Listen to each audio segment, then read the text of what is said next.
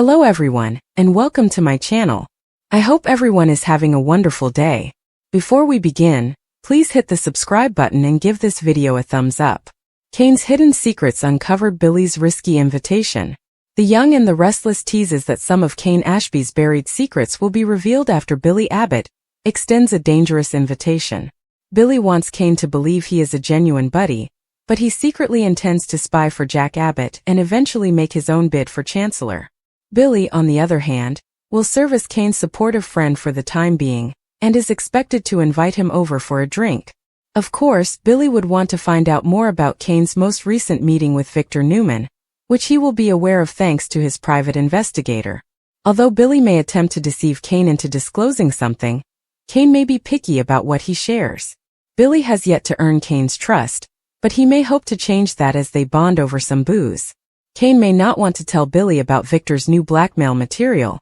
but he will reveal some information concerning his 6-year absence from the show. According to Y&R teasers, Kane will reveal details about his time away from Genoa City, so Billy will listen for any information he can use to his advantage. Billy will also utilize this opportunity to build his relationship with Kane, and possibly persuade him that they would form an excellent combination. However, Kane may be skeptical of Billy because he is an Abbott, and family loyalty can run deep.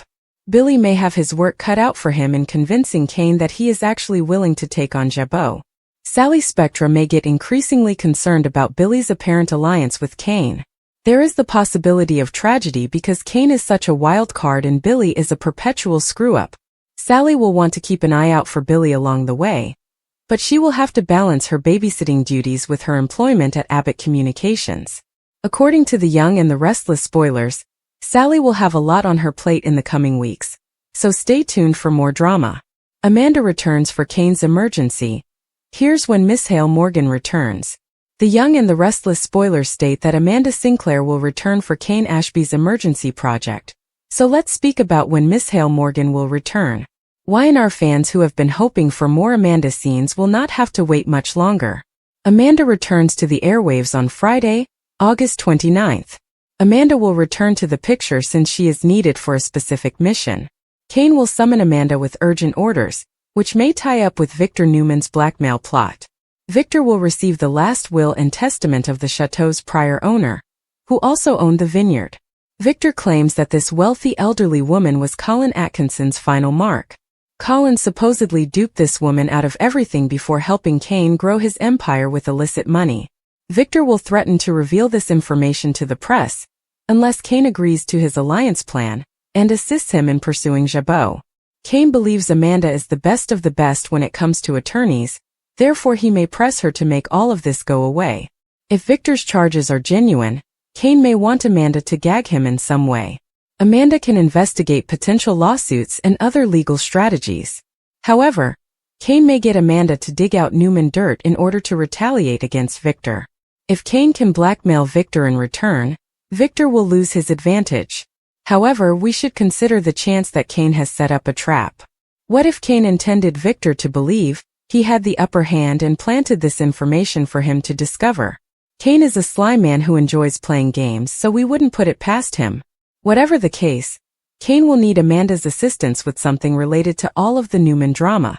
so stay tuned for his big announcement. According to the Young and the Restless teasers, Amanda will receive Kane's next orders and contribute to their success. Victor blackmails Kane at Sally's fashion show. The Young and the Restless recap for Monday, August 25th, indicates that Victor Newman will blackmail Kane Ashby with stolen riches proof, while Sally Spectra hosts a fashion display for Billy Abbott. At Crimson Lights, Victor will interrupt Kane's conversation with Lily Winters and insist on speaking with him privately. Kane will want to continue his chat with Lily, but she will assume they are finished for the time being and will leave. In the park, Lily will run into Holden Novak and express her anxiety about his accepting Kane's job offer.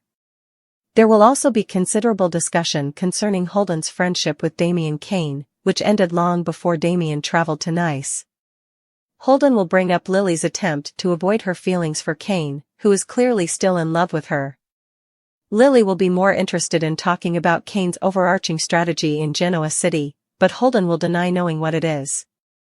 At the Newman Ranch, Adam Newman will attempt to persuade Nick Newman that an alliance with Kane is a bad idea. Kane will never trust Adam, and he may still carry out whatever he is planning in secret. Nick will point out that the alliance is not sincere and is only a strategy, but Adam will still object. Adam will get Nick to join him and convince Victor that it is better to go after Kane directly. However, Nick will derail Adam's strategy and advise them to trust Victor, who has been waiting for certain information to be validated.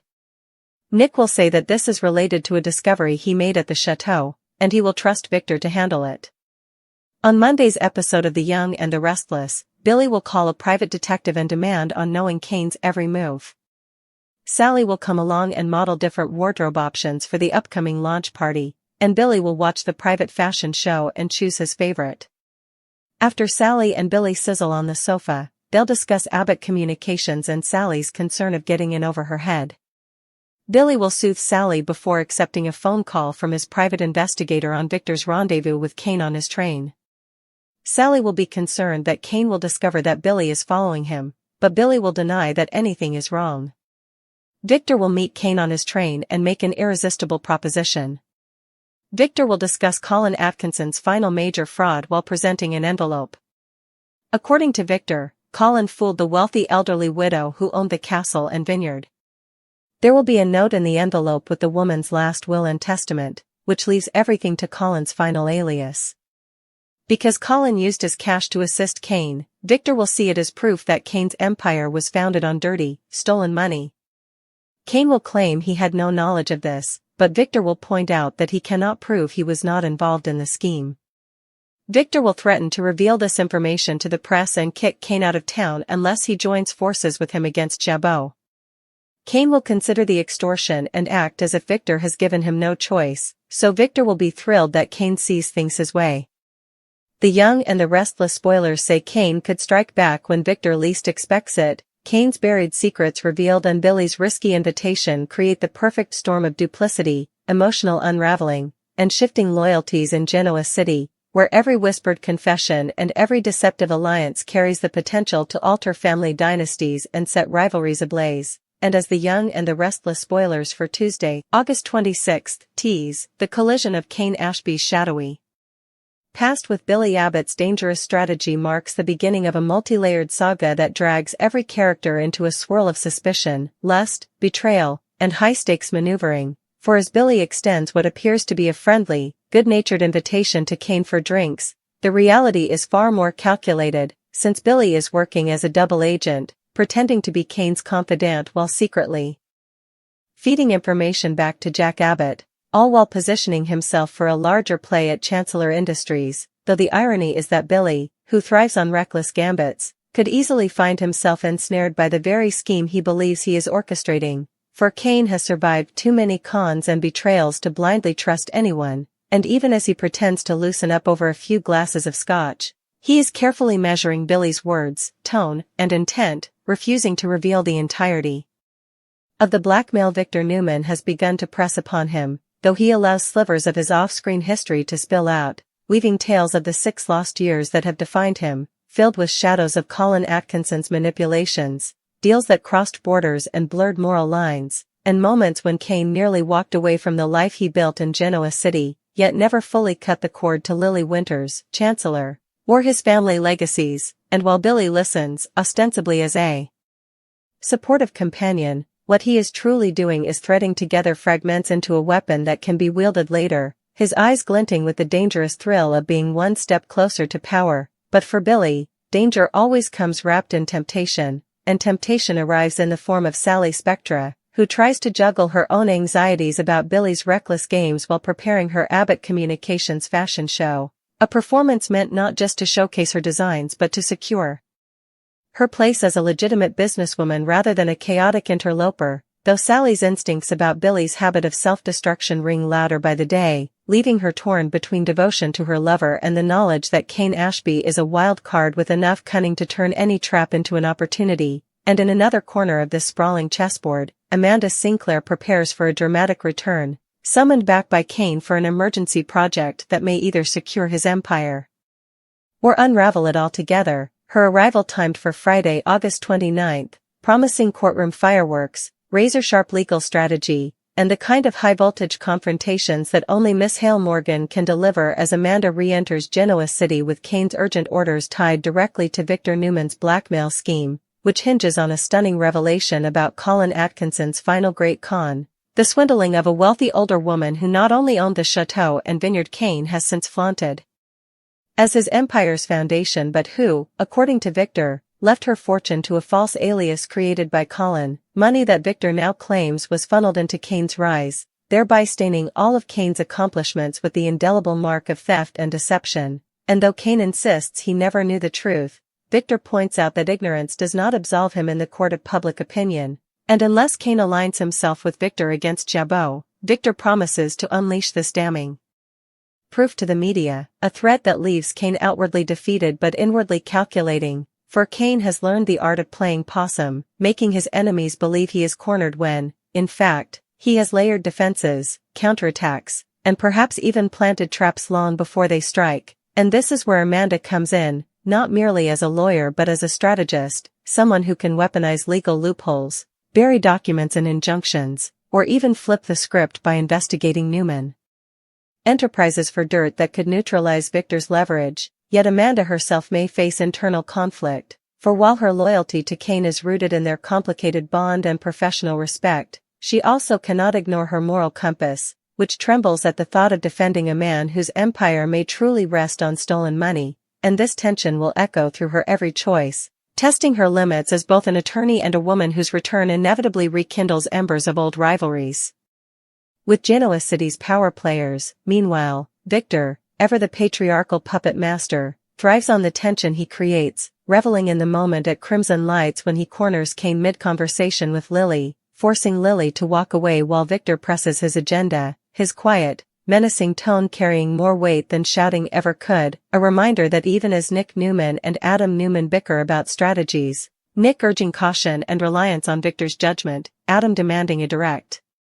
strike against Kane, the true decision-maker is Victor, who already has the envelope, the proof, and the upper hand, or so he believes, while Billy remains tangled in his own subplots, hiring private investigators to track Kane's every move, sharing bed and board with Sally as she models dresses and confides fears of being in over her head, reassuring her with his signature charm while secretly hungering for every scrap of intel about Kane's train meetings, alliances, and weaknesses. And though Sally warns him that Kane may soon sense the surveillance, Billy dismisses her fears, not realizing that Kane, in fact, already suspects something, and has deliberately let slip certain details to see how quickly they make their way back to Jack, a test that Kane hopes will reveal just how deep Billy's duplicity runs. And as Holden Novak re-enters Lily's orbit, reminding her of Kane's enduring feelings and warning her that running from emotions only prolongs the inevitable, Lily finds herself torn, too, between rational caution and the undeniable pull she still feels toward Kane, a pull that could complicate her every decision about Chancellor, her family, and her own happiness, especially if Kane's secrets come spilling into the open in ways that draw her back into his storm. And through it all, the stage is set for the kind of intricate, character-driven saga that YNR thrives on, with Kane playing his enemies like chess pieces, Billy balancing on the edge of his own downfall, Victor weaving blackmail into strategy, Amanda returning with fire and purpose, Sally trying to keep Billy from detonating his life yet again, and Lily standing at the precipice of love, regret, and impossible choices, the ripples of which will inevitably sweep across Genoa City, reminding every resident that in a town built on secrets, alliances, and betrayals, the truth is never static, power is always shifting, and the past, no matter how deeply buried, has a way of clawing its way back to the surface, demanding to be reckoned with in the most explosive and dramatic ways imaginable. Kane's buried secrets revealed, Billy's risky invitation was not just another casual development in Genoa City, but a chain reaction waiting to happen, an intricate web of lies, betrayals, half-truths, and carefully placed facades about to unravel with deadly consequences. And on Tuesday, August 26th, the air in the Abbott estate felt heavy with tension as Billy Abbott prepared to make what looked like a simple invitation but what in reality was a dangerous strategic move designed to get Kane Ashby talking, because Billy, under his charming smirk and reckless confidence, was never just in it for the whiskey or camaraderie. He was plotting, scheming, spying on Kane for Jack Abbott, yet also feeding his own hunger for power with every word, every sip, every calculated pause. But Billy knew this wasn't going to be easy, because Kane Ashby, after 6 mysterious years away from Genoa City, was back in town with scars both visible and invisible, secrets that weren't just skeletons in a closet but full-blown gravesites of past deceptions, blackmail plots, and untold histories that even Lily Winters, his once great love, hadn't pried from him. And so, as Billy extended that invitation, "Come over, have a drink, let's catch up, mate," his voice dripping with feigned sincerity, Kane's mind instantly flickered with suspicion because he knew Abbott charm when he saw it, and Abbott charm was always laced with ulterior motives. Still, Kane, needing to project strength while secretly reeling from Victor Newman's new blackmail leverage, considered the offer carefully, weighing whether to dodge Billy's probing questions or to spin partial truths that painted him in control. And meanwhile Billy was rehearsing the angles in his head, preparing to lean on his private investigator's intel. The report that confirmed Kane had met with Victor recently, which meant Kane was in Victor's orbit again, a dangerous orbit that destroyed almost everyone who lingered too long in its pull. And Billy, ever the gambler, thought maybe Kane was desperate enough to slip, to say something careless, because booze had a way of loosening tongues, and while Billy would clink glasses with him and grin like an ally, the reality was that every detail, every hint about Victor's blackmail, every story from Kane's 6-year absence could become ammunition not just for Jack but for Billy's own ambitions at Chancellor, where he wanted to carve out a future independent of both Victor and his brother. Though he'd never admit that to anyone, not even Sally Spectra, who on the sidelines paced and fretted because she knew Billy's history all too well. She'd seen him self-sabotage, blow up alliances, burn bridges with reckless bravado, and now here he was entangling himself with Kane, a wild card whose loyalties shifted like shadows, whose desperation made him unpredictable. And Sally feared disaster, feared that Kane's instincts would sniff out Billy's ruse and set off a chain of retaliation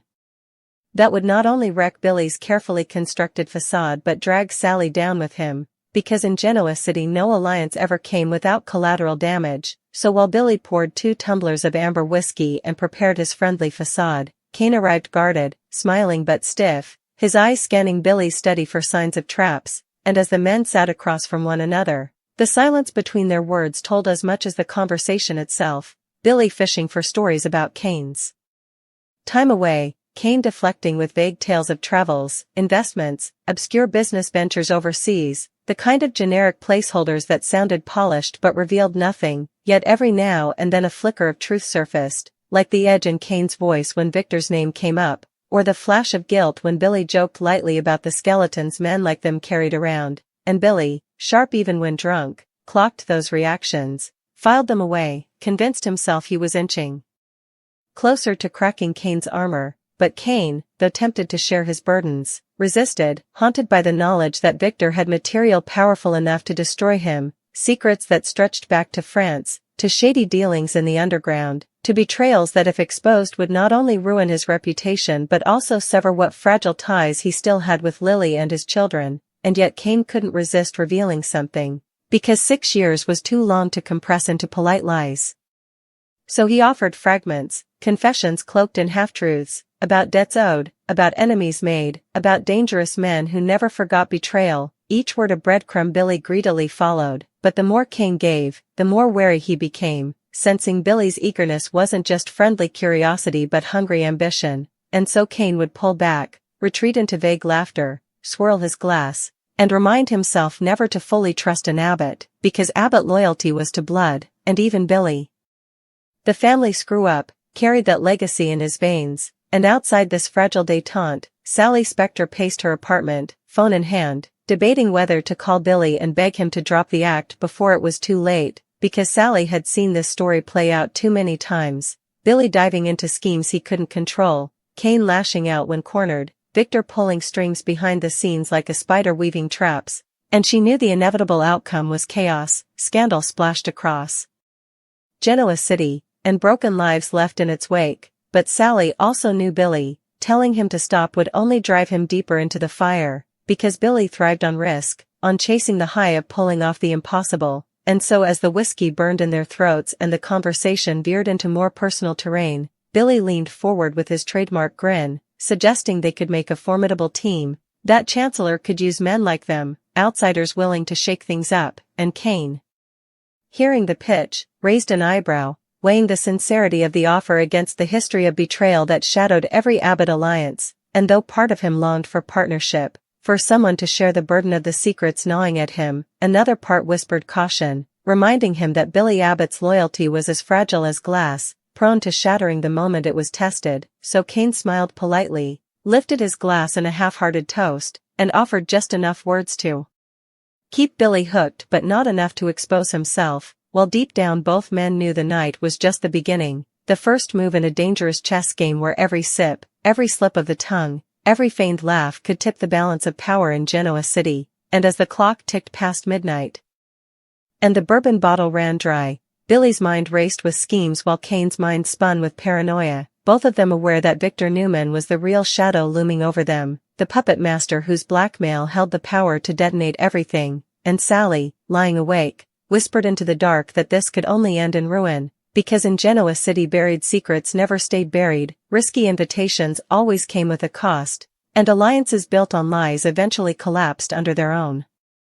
weight, leaving devastation behind.